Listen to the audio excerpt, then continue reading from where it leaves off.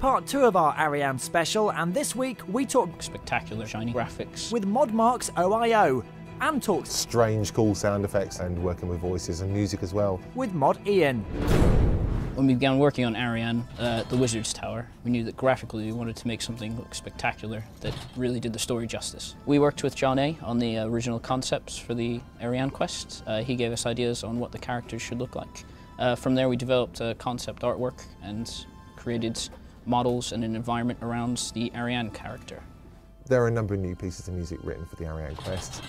We wanted the place to have its own feel and atmosphere, so it was important that we did this. It's quite challenging to get the right feel for an area, so I was looking for somewhere like a very quiet kind of library or university with maybe some little sort of mumbling, some shuffling of feet, and then I mixed those together with some kind of magical twinkles and ambience and various bookshelves that are moving around and people walking around, and the whole place feels like a kind of an unusual sort of magical library, hopefully. The end result of the Ariane quest, the Ariane character in particular, looks really cool, and the environment that the quest takes place in is something that we sort of push the limits for. There is something that I haven't really seen in RuneScape before. It's a giant beam of light going down multiple levels in a tower, and as if that wasn't enough, there's like a character being levitated in the beam of light.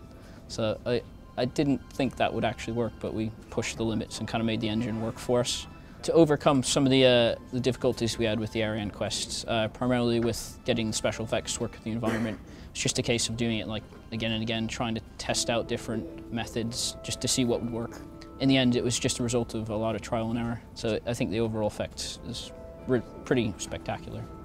I really like it when areas are remade in RuneScape because it breathes new life into an area, and I think the audio can add a lot to the experience at that point. I really enjoy it when I can see great graphics, and it means I can make cool sounds to fit an area.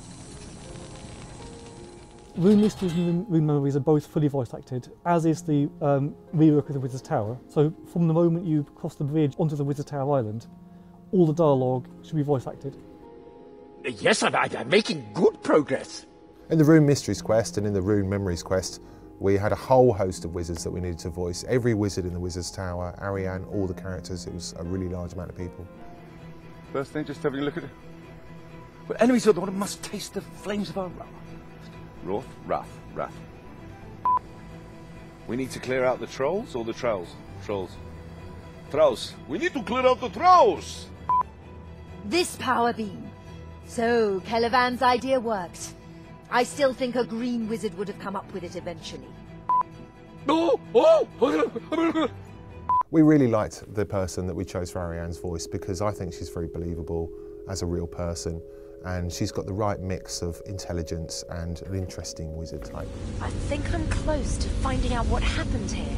I could use your help again if you're interested. I work on portals and voice acting, especially when it's consistent, when everyone's voice acted, lends much more sense of immersion. And I think it'll be fun seeing some of the old characters now given voices, especially with the Trayborn, who I've always found very amusing. Hearing that old dialogue voice acted was good to hear. They're not to be trusted. That's what I've heard, anyway. The best thing about working as a character artist is I basically get to make crazy, cool, over-the-top stuff like swords and goblins and monsters, and I get paid for it. So I get to make really cool magical sounds. There's really crazy wizards in there.